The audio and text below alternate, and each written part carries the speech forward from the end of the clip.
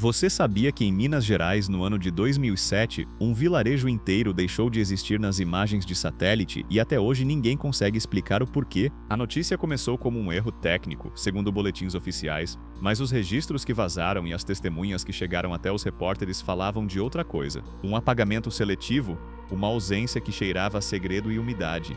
O que vou narrar agora vem de arquivos públicos, de fitas gravadas à mão e de relatos de quem ainda sente o frio do lugar nos ossos. O vilarejo se chamava São Bento do Riacho, uma formação antiga de casas de pedra encravada numa curva da Serra da Mantiqueira, no interior de Minas Gerais. Há uma altitude onde a neblina parece ter vontade própria.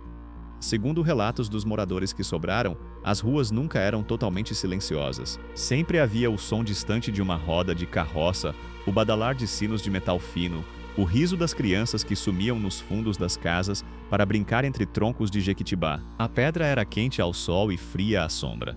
O cheiro predominante era de terra molhada e lenha queimada, e o verde parecia puxar tudo para dentro de si. As casas tinham varandas estreitas com tábuas rangendo, e o piso das cozinhas guardava um verniz oleoso, como se o tempo tivesse escorrido ali. Os personagens que cruzaram a história são reais nas suas falas e humanos nas suas hesitações. Eduardo Menezes, repórter de 36 anos, levou sua sensibilidade investigativa para buscar o que restou dos arquivos. Mariana Costa, cartógrafa de 42 anos, estudava discrepâncias em imagens de satélite para uma universidade federal e aceitar a viagem por uma mistura de curiosidade profissional e uma intuição que ela mesma descreveu como um peso no estômago. Padre Antônio, 61 anos, era o último pároco com memória antiga do vilarejo. Sua voz era rouca e as mãos marcadas pela calosidade do trabalho rural.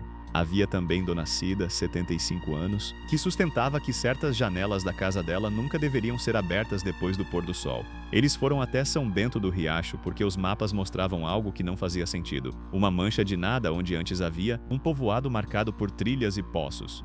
Na chegada, os primeiros sinais foram quase banais, só que houve algo no acúmulo das pequenas anomalias que deixou o grupo em alerta. O carro desviou por uma estradinha de terra que rangia como um osso velho. O ar era cortante, com uma temperatura que fazia as roupas grudarem na pele por um mini e se arrepiarem logo depois, como se o corpo não conseguisse decidir entre calor e frio. Os animais fugiram ao ver os visitantes. Um cachorro ladrou uma vez e desapareceu por entre capinzais sem latir novamente.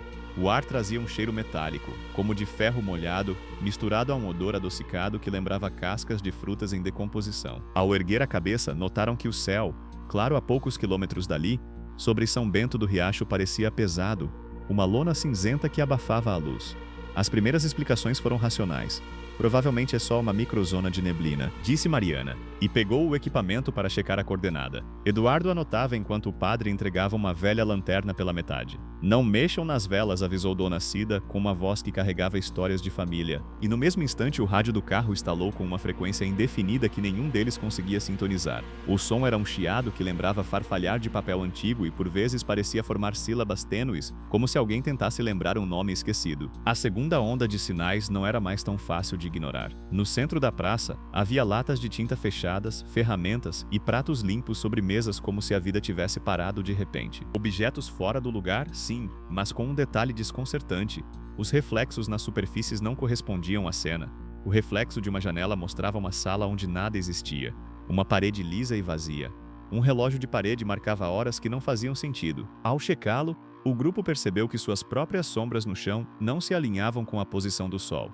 Isso não é só um erro de mapa, murmurou Mariana, controlando a voz, tentando manter a racionalidade. Houve um momento de falso alívio quando, ao abrir a porta da antiga escola, encontraram um caderno com desenhos infantis. Um desenho representava o vilarejo inteiro, casas, árvores, um riacho, e no canto uma figura alongada, preta, com braços muito compridos tocando o chão. Uma criança rabiscando antes de qualquer problema. Eles brincavam, disse Eduardo. Simplesmente brincavam, repetiu o padre.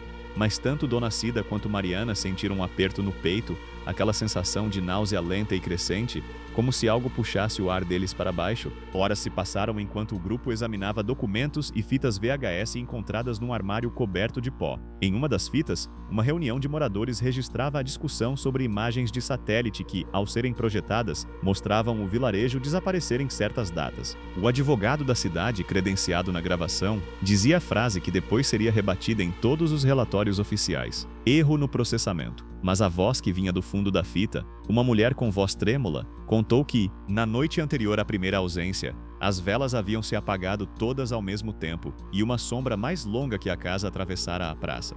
O arquivo tremia, o som se distorcia e por entre chiados, ouviu-se claramente o que parecia um nome, Mariana, chamado como quem reconhece uma alma.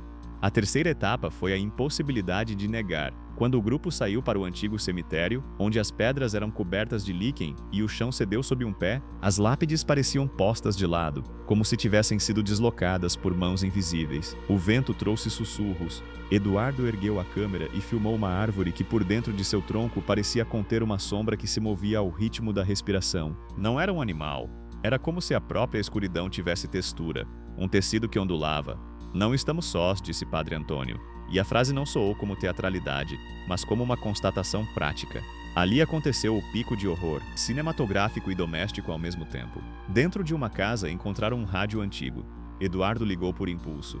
O aparelho soltou uma frequência, ao início apenas ruído. O ruído tornou-se voz, e a voz disse, em tom baixo e repetitivo: "Voltem, voltem, voltem." A voz usou nomes antigos da comunidade, nomes que não eram pronunciados havia décadas, e então, como se uma mão silenciosa atravessasse a pele do presente, a casa inteira começou a gemer. As tábuas do assoalho afundaram em centímetro, 2, e um enxame de pó subiu, transformando a luz das lanternas em colunas opacas.